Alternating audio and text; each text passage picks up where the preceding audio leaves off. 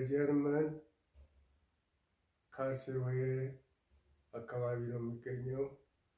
በጀርመን ተዛውሬ እንደተመለከትኩት ከሌሎቹ አብያተ ክርስቲያናት በአሁኑ ጊዜ ችግር ላይ ያሉት ምዕመናን ካርልስሩሄ አቡነ ተክለ ሃይማኖት ምዕራፈ ቅዱሳን ያሉት ምዕመናን ከቤተ ክርስቲያን እጦት የተነሳ ከቦታ ወደ ቦታ እየተዛወሩ ካህናት ለምዕመናን አገልግሎት ሲሰጡ ይገኛሉ።